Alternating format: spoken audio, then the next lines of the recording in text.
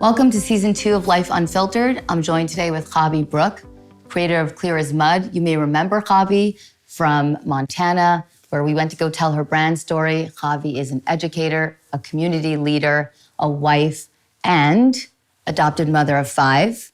Welcome, Chavi. Thank you so much. Such an honor to be here. It's just crazy that we're doing this house swap in your thing. home, on these chairs. I'm so glad you made it. Thanks for flying out. First question, how was it having me and my little squad in your house, basically moving in with you for a couple days? You know, it was so much fun. It really was a ton of fun. My kids loved it, got some attitude from some. Yeah. But Hanalea's like, you're going to your friend Adele. You're going to your friend Adele. She talks about you all the time. Yes, I think that's the best way to really understand a family and their stories. You can't just show up with your cameras, do a little thing, leave. I really think you guys did it right. You came, you spent time with us, you got to know us, and that made the story so much more powerful, I think, because you're getting it's real. It's real. Exactly. We were in the kitchen with you. We were waking up with you. We were going to bed. Yeah, your kids coming to school, coming home, bedtime. I mean, all sorts, all the drama, the noise, all of it. Yeah. I cannot imagine that there's a whole lot of Jewish community in Montana outside of what you guys have created. What's it like being a frum or a religious Jew in Montana? Well, it's interesting because it's not so weird for me because I grew up in San Antonio, Texas. Okay. Where, yes, there definitely more Jews, bigger community. But we were still when I was growing up, one of the only religious families. Right. And, I went to school in a co-ed school. I had my friends' sleepover parties. I had to bring my own birthday cake or, birthday parties. So for me, it's very, very, very familiar. Right, but from their perspective, they're not it's not like New York, California, where people are seeing Orthodox Jews. I mean, it's very rural. Yeah. Were you welcomed warmly? Were people what are you guys? So for the most part, Montana and specifically Bozeman is such a warm, welcoming, accepting community. You can walk in the street wearing a clown costume and people would be nice to you, you know? Right. I think my husband stands out more. I kind of can fly under the radar. My husband, everyone knows him everywhere he goes. Right. It comes along with the personality too, Oh, we know. but for me, I can walk into a store and nobody knows who I am, you know? So to me, I don't feel like I stand out as much. Okay, yeah, I'm dressed modestly. Right. But you can do that nowadays without sticking out, Right. Right. So, I feel when my husband goes around, some people, in Montana, you will encounter people that are like, what are you? Not in a derogatory way, but what are you? Right. And they're interested and they want to know. Right. For me, I don't get that as much if I'm with him. Yes, but so far, for the last 14 years that we've been there, I would say majority of the time have just been so welcomed and treated with respect. Yeah. And it's never really been an issue. Yeah. The people are really nice. That was our experience too. We were these people are really nice. We're not used to that in LA. But genuinely nice, I feel in the South, you have the nice, but then they're behind your back, they're not so nice. And Absolutely. then in the North, it's more cold up front, but then you warm up. And then in Montana, it's just you get what you get. Right. Right? It's just, people are who they are. Yeah. So, I guess this question is maybe even just my own selfish wanting to know, what made you want to tell your story in a more produced, professional, official, I would say, way now versus any time in the past? Why now? Oh my gosh, that's a really good question. I think as my story became more visible and when I made the conscious choice to be on social media and to start my blog, really the trajectory is very interesting. I really started it almost as a therapeutic tool for myself. Okay. And I had to really, I was scared of failure. I'm what if I do this thing and nobody likes it? Or it's not, it doesn't become popular or doesn't become a thing. And, you know, I wanted to do it for years. And it took me like years to work through that, you know what, this is for me, right? This is for me. And I need to separate that from the feeling of failure or success. And of course, we're human. We want people to like us. We want people to like what we put out there. We work hard. Yeah. But having the foundation of this is really not, I didn't start it off as anything, just as a way for me to express myself and to process a lot of the hard things that I do in my life. And I think that built the foundation that I just felt comfortable. And then as I started having more presence on social media and more exposure, and then I started a Tanya class, and I just, you know, things kind of evolved. And, you know, then I'm like, you know what? Like, I want to have a little bit more of like, when people come to my page, like, what are they going to expect? What are they going to see? Like, what are they going to learn? What am I offering? I didn't want to just be another noise, you know, just in the black hole of social media. Yeah. And so I felt like, you know, talking to you, we started, you know, conversing, and I was like, you know, how do I kind of build this brand, let's say, that it's interesting because it's a brand, but it's my life, so it's not really a brand. You know, it's like a little complicated. I know. I'll tell you something that'll make you feel a little better about that somebody told me once. A brand is really just like holding up a mirror from like what's happening here to the outside world. So it doesn't have to be a product. Right. I'm not selling anything, you know? You're not. I'm not selling myself. I'm not selling my kids. I'm not like, this is really just a space that I can share. And I started off public speaking a few years ago. Yeah. And what I've learned so much from that experience is that everybody has a story. Yep. And you run into an issue when people don't feel comfortable sharing their story, and they're ashamed or they're scared or it's, you know, it's uncomfortable. And what I've noticed is that when you open up and you share your story, it allows and invites other people to share their story. Yeah. And so that's what I've learned. I'm like, you know what? Everybody has a story. There's no such thing as going through life without a struggle, without getting scarred, without getting beat up a couple times. And I just want my space to be a place where people can really feel like they're not alone. They can share, even though our stories may be so different. You know, we're a community. We're there to support each other. And that's kind of what I wanted to do. Yeah. That was, it comes back full circle to why we had to move in. I kept racking my brain. I'm like, what is her brand, right? What is her brand? Your brand is really your story. My story. Your brand is that you wish to have other people, to create a safe space of vulnerability and sharing of your story to make it possible for other people to do the same. Yeah. And so your family story is your brand in many ways. Yeah. And I think, you know, I remember the first time I spoke, has to be almost 11 and a half years ago after we adopted Chaya. She was 6 months old, and I spoke at the women's conference in New York in front of thousands of people. And I stood up there and I spoke about my infertility story and my road to adoption. And I don't think people have ever heard anyone talk about it like that in such a public forum. And I still get feedback from that 12 years later. People were just, nobody talks about that.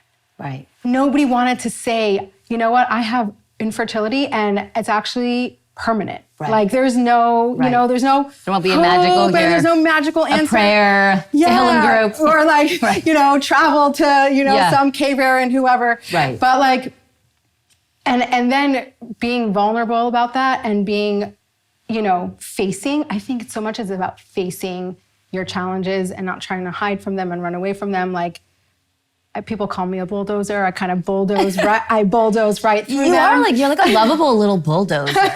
You know, I think I was caught off guard when I realized like how assertive and like kind of, I don't want to say forceful, but because you first seem so soft, and you are soft, but you're like a dichotomy because you get after it. Yeah. In a way that I don't see very often. My therapist called me a tiger. Yeah. And I'm like, what? I don't know if I should take offense to this. He's like, no, it's a good thing. Right. But there is that, I have a ferociousness to me. Yeah. And I'm like, don't get in my way, you know? Like, I think you would need that. For what you especially have had to do, you need to have like a ferociousness about you. Yeah, or else, I mean, like, I'm just gonna, I gotta take life by its horns. And I'm like, okay, you throw this at me, well, watch what I've got coming for you, Were you like an overachiever when you were a kid? Like, would anyone classify you as like an overachiever? What was your personality like when you were young? I was definitely, I'm the oldest of 9. Okay. So I was definitely very mature and responsible and like dependable, and like I got things done, and I was definitely very much like that. I think we have in our family like a perfectionism that's kind of ingrained in us that I've been working very, very hard to break. And I think I've come a really long way. And so I think, doing things right and doing things well the best you can. And that's kind of just ingrained in how I was raised. I actually appreciate that. It gives me a lot of good qualities, but sometimes I just have to be like, gotta let go. Yeah. Pump the brakes. Yeah, exactly. Did you know starting out that you wanted to adopt 5, or it was like, we're going to start with 1? Did you have a number in your head about how many babies you wanted to adopt? Okay. Like if it were up to me, I would have like 10 kids, right? So let's just start there. Okay. I've always wanted a huge family. I think when we got the infertility diagnosis, I'm like, I'm not having a family. Right. So it was just like the eye on the prize. Like if I just adopt 1, right. Like I have a family. So it really was never like a bigger picture. It was so focused on in the present moment, like, let me just figure out how to adopt 1 kid. Yeah. And then after that, it became, how we built a family, and it happened organically, surprisingly. And, just and you know what, in between, a lot of people don't realize, because that's not something that, is part of the story, but it should be, is how many adoptions didn't come to be or fell through, or hopes and dreams that you're almost there and birth mom changes their mind, or you're almost there and there's legal issues, or, like that happens so many times. It's a huge part of adoption. It's part of the process. Right.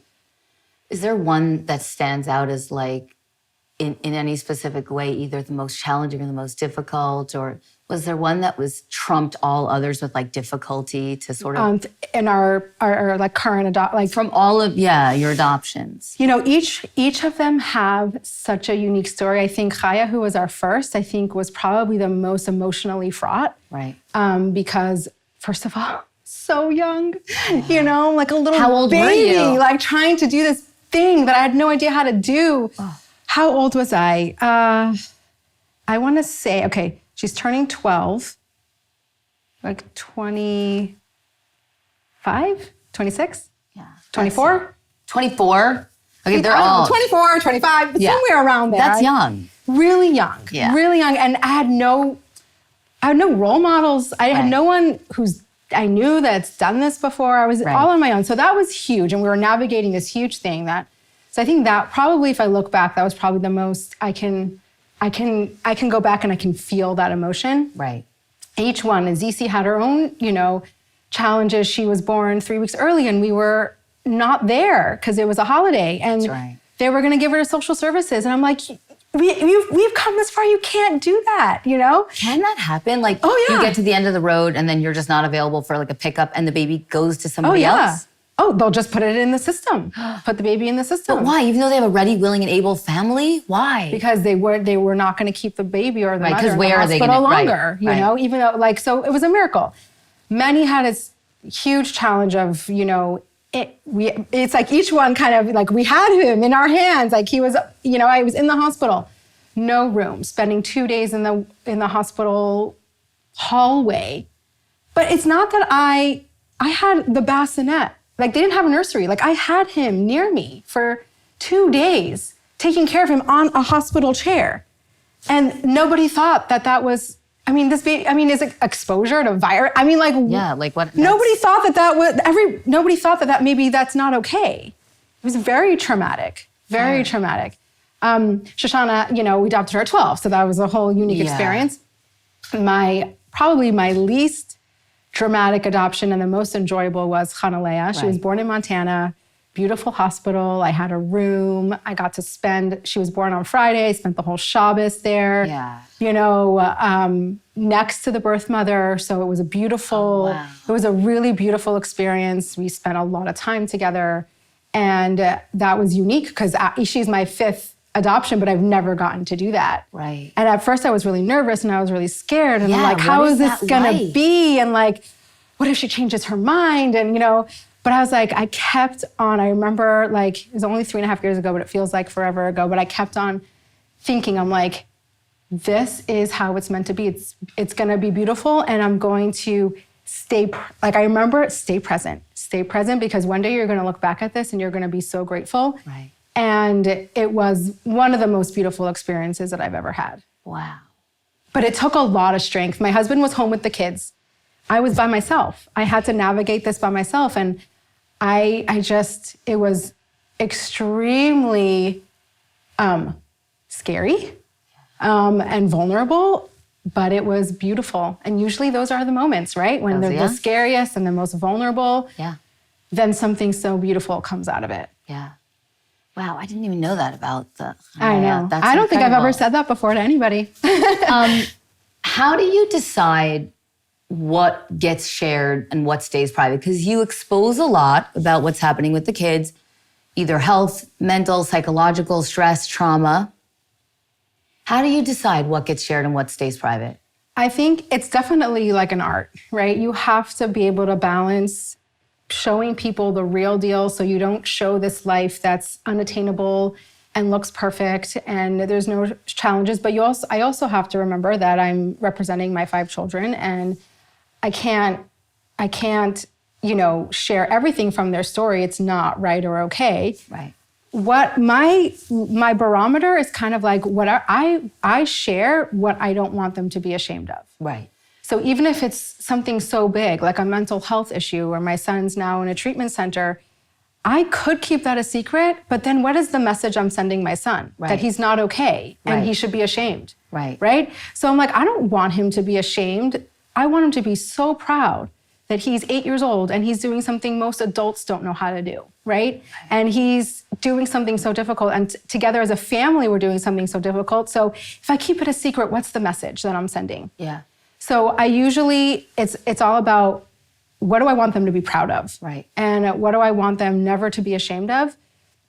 And there's particulars, of course, I'm not going to share every detail and in particular and what exactly is he struggling with and what exactly does it come from. That's not important. Right. It's just, that's not the important part of the story. Right. The important part is, yes, there's a mental health crisis for different reasons. There's trauma, which is a big trigger word for a lot of people, but it shouldn't be. Right. Because if you understand what trauma is and you don't overuse it and use it in the wrong way, it's very powerful.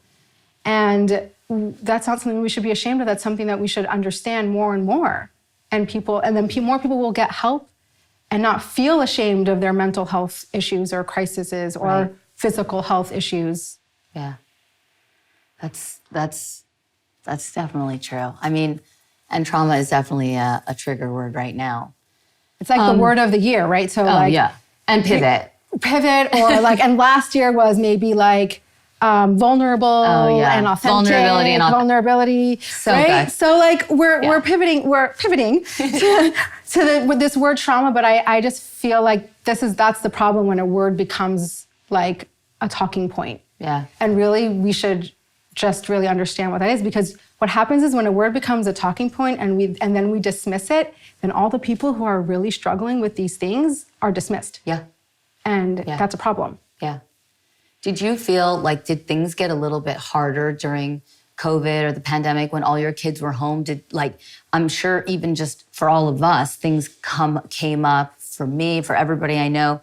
Do you think that there was like just some added for sure stress COVID, with your kids? The kids being home was extremely difficult. And most people don't understand that when you have 5 kids with super high needs, different high needs, different mental health issues, different physical issues, and how huge of a role school and structure plays for them. It's a miracle that we're alive. It was so difficult. My husband and I worked really hard to find pockets of we can look back and we can be like, wow, that was so beautiful. We had our nightly walks with, or, playing basketball. And we did things we can look back and be like, wow, that was cool. Yeah. But it was brutal. And I think definitely put my son over the edge. He's the type of kid that's so social and needs such a structure that it didn't work. Right. It didn't work. Right. And thus, I guess now the experience he's going through now. Has anybody ever challenged you about like maybe sort of exploiting your kids or do you know what I'm saying? Using, capitalizing on some of their stress or trauma or issues? The only time I've ever gotten a little pushback was when I was talking about an incident that I had with my teenager. And I was kind of going through, the steps of how I dealt with it and, how we worked it through. And I don't get a lot of pushback. I would like to think it's because I'm doing it right, Yeah. But I'm very mindful of it. And you know what? My kid, we live a very open lifestyle. Yeah. Like we run a Chabad house. People are always in our home. Our story is not, like, what do you want? We pretend that you're not a dog. Like our story is public. So I think it's important that I'm very respectful of my children, but I'm also the mom. Right. It's also my story. People forget, it's also my story. What a good point. It's also my story. Right. And I get to I am the adult and I do get to decide what I get to share. I'm hopefully adult with a good brain on my shoulders and I make mistakes, My kids are getting older, so I will not post something that they don't feel comfortable. Right. Sometimes they want to specifically Mom, post this on Instagram. Right. And if they don't feel comfortable with it, I will never post something that they don't feel comfortable with. That's why you don't really see Shoshana that much.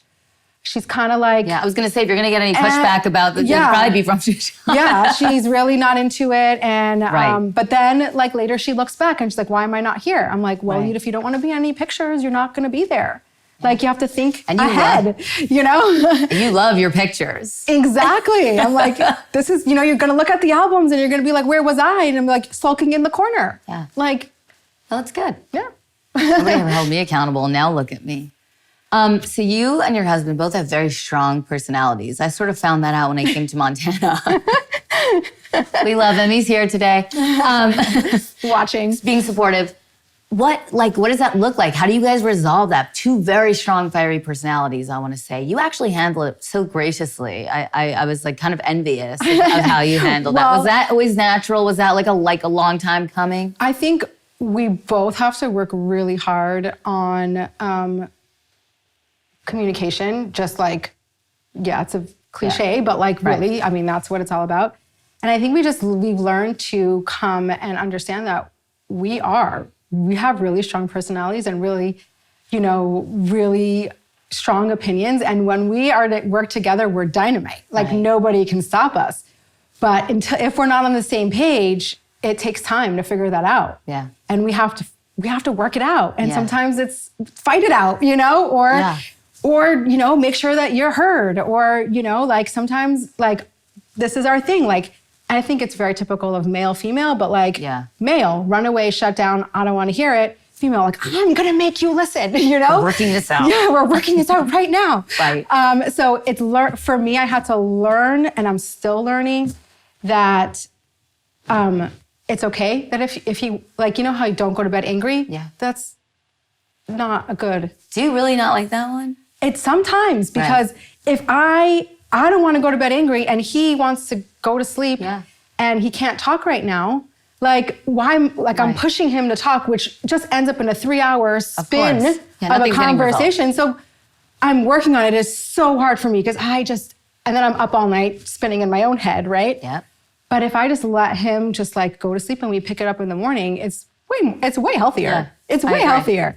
So we need to do away with that. Yeah, I feel in some situations that's an important message, but in general, maybe not. Right. Maybe just let people have their space and talk when they're ready. I'm down with that. So Something that I never considered or even thought about till I got to Montana was that your oldest daughter was adopted after she was 12, after her bat mitzvah. So you have now all these technical laws, like from, like Jewish laws around physical touch between male and females, which means that your husband can't hug your daughter. Yes. It is very complicated. Yeah. Very complicated, but very simple, actually. We could make it complicated or you can simplify it. This has been something that's extremely difficult for Shoshana, especially because she's like, well, why not the other kids, right? And we have many conversations about it. I think she's almost 17. She's getting more mature. She's understanding and accepting that this is how it is. This is my thing. Everybody has a challenge. Yeah. Everybody has a thing. Yeah. Right? So like I talked to Chaya, I'm like, Chaya, you used to be the oldest and now you're not. Right. This is a huge challenge for you. That's your thing. Shoshana doesn't get to hug Abba. Like, that's a huge challenge. That's his thing. Manny's black. Right. That's his thing. Right. Zizi can't eat normal food. Yeah. That's her thing. Hanalei will have something for sure. We're not sure what it is yet, but it's coming. But everybody has their thing. Yeah. Nobody's going through, it's not fair. You know what? It's not fair. Right. And it's just not fair. It's just not fair. Right. And you know what? I believe there's such wisdom in these laws because, this is how I look at it, and people can look at it differently, but you have a child who comes into your life at 12 with a ton of trauma, unhealthy relationships, and the Torah allows you to be safe. This is so easy for a child like that to misinterpret a touch, a look, a hug, and the Torah just says, you know what? We're not even going there. Yeah. And it's to me, I feel blessed. Yeah. And when we spoke to our therapist about it and what, how we should manage it, they're like, you're so lucky. Yeah. Because I can't even tell you how many people come into these offices with foster children or adopted children from older age with so many issues, with misinterpreted emotions or feelings, and you just don't even go there. Right. So yes, it's hard because it's unusual and it's irregular and it's hard on Shoshana. I'm not going to take that away from her. But in the end, it's beautiful. It's beautiful. And it's love healthy. That whole way of looking at it. It's really beautiful. And you're right. It's like it's protection for everybody. Yeah. Not to say something bad can't happen anyway, right? And not to Right. say my other kids, it's just, there is that layer of, it's more removed. Right. It's less possible. Right? And it's very powerful. Yeah. It's all about how you look at something. I agree. You have 5 children, a lot of needs, plus a husband, plus your own needs. The juggling of all of that. Are you super careful about spending? I see on your social media, you're kind of good about spending time with each kid. Mm-hmm. Do you get time in your marriage? Do you make time for that? How does that all get divvied up? I think the issue, a lot of it is the balance and the juggle. I would say that our life is really not so balanced, right? And I think there's times where your attention is really needed in one area and you have to let a different area go a little bit. I think if you have a healthy foundation, it works. Yeah. We have started this really powerful thing where both of us spend time with each child 1 day a week. So 20 minutes, right? And so that's really powerful. As far as my husband and mine and my husband's relationship, there are times where we barely even look at each other, right? Just because by the time the day is over, we crash into bed and that's it. And then there are times where we're making it a priority, for sure. And I think what I've learned more and more and more over the years is that it's probably more important for our relationship to be in a solid place because that's the foundation of the home. So just, when you're young and you're like, but my kids need this, and but my kids need that, and my kids need this. And yes, true. But also, if we're not on the same page, or if we're not working together, or if we're just desperate for time, that foundation, it leaks. Yeah. And then your kids start to feel uncomfortable and unsafe. And, so really more and more we've been being way more conscious of making sure that the foundation of our home is strong. I love that. I really love that. On days when you have probably some pretty unbearable days. You get, no, it's not even funny, but like, no, you get like heavy news a lot. Your children have a lot of like very specific needs on different, some of it's health, some of it's, right? What do you do? What's your go-to when you're like maxed out, at your max, you cannot? What's your self-care or like your preservation mode actions that you take? So it's interesting because I'm, like we talked about, a little bit of a bulldozer, right? Right. So I tend to like just push through. And then, I'm learning and I'm trying to be better about front loading, understanding. I think it's a trouble when people say, I want to get rid of my stress or I want to live stress-free. Right. Like it's not about that. It's just learning how to manage the stress. I'm like, my life is never going to be stress-free. Right. It's never going to be a walk in the park. It's never going to be, there's never a day where it's like, whoa, that was a super calm day. Like, no, it just doesn't. We were with you. I couldn't even believe your schedule. It just doesn't happen, So it's just more about, I'm learning to front load on keeping my body and my brain healthy so I can manage the stress. So now I'm sure you've seen, I'm on this kick of like the cold, the ice plunges. Yep. So now my morning looks like I get the kids off to school, I do my breathing and I get into this ice plunge and then I try to go down the treadmill. And that's like an hour of like self-care. And it's not even fun. No, that doesn't sound fun. No, but it front loads my system. Do you have a cold plunge? How do you we have a mikveh in our house, so I have a big bathtub. I just fill it up with our water from in Montana. It's freezing cold. And the best water I've ever. Right. So I just fill up the bathtub, and I just do it. And it's about understanding and knowing what your body needs to weather the storm, right? Yeah. Not to run away from the storm or to try to pretend the storm's one day going to be calmer. So I do a lot of stuff.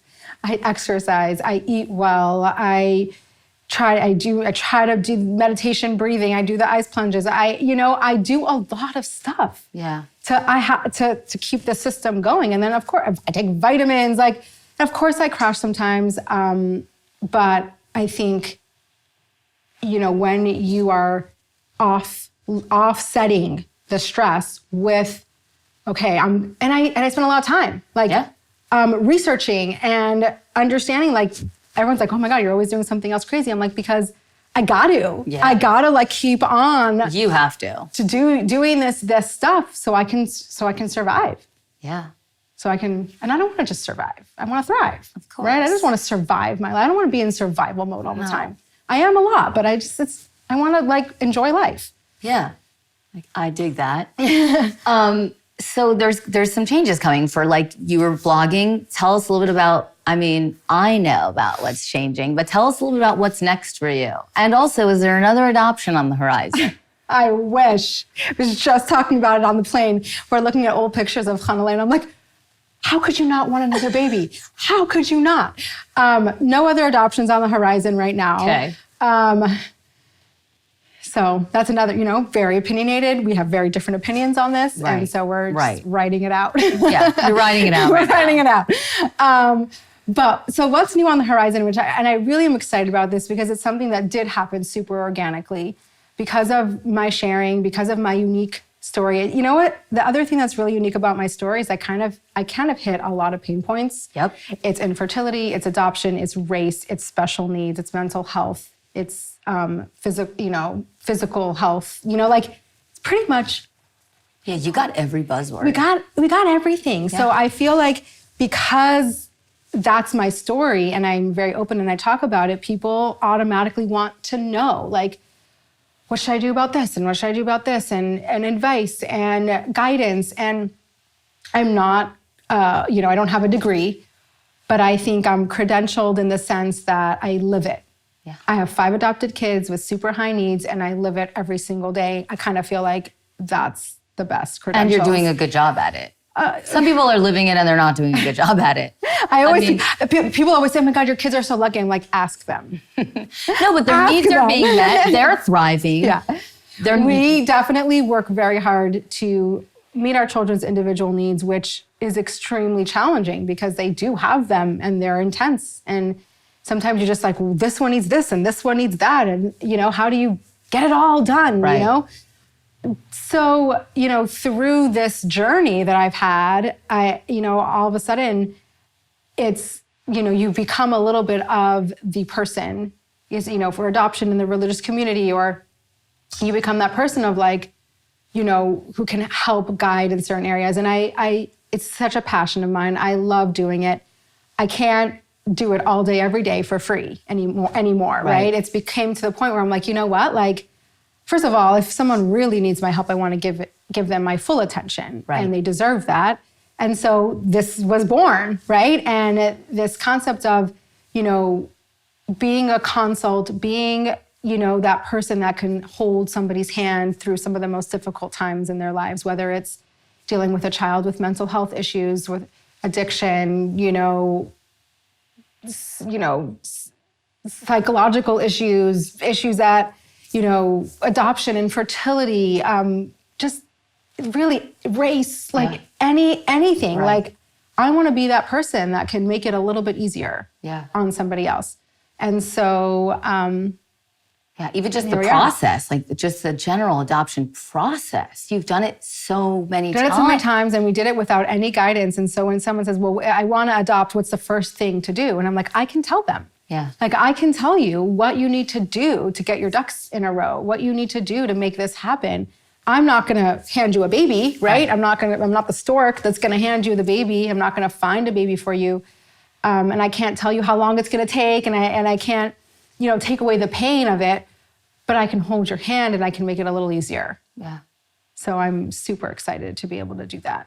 Well, I'm excited, and I obviously loved being a part of the process. You're such a huge part of the process because you have this idea, and then you're like, well, how do I make this happen? Right. And there's so many moving pieces to this, and I'm not that person that knows how to do that. I have one thing, and I'm like, I need help, like getting this out there and doing it in the right way too. Like I just didn't want to like. Yeah. Yeah. When I spoke to you, it was just so clear that was the next step for you. I'm so glad you're doing it. I'm so proud of you. And I can't wait to watch and see what happens next. Yeah, me too. And of course it comes with so much fear. And I'm like, I'm putting it out there and I'm charging. And I'm like, who's going to pay for this? And they do. Yeah. But, and I'm like, no, what if nobody is interested? I'm like, you know what? And so I learned something. Yeah. Right. And so I do something else. And so it actually wasn't a need. So I'm back to my regular programming, or I'll think of something else or whatever. But, there's so much fear in doing something new, but kind of the way I do things is I'm like, there's so much fear. And then I'm like, oh, what the heck? And I jump right in.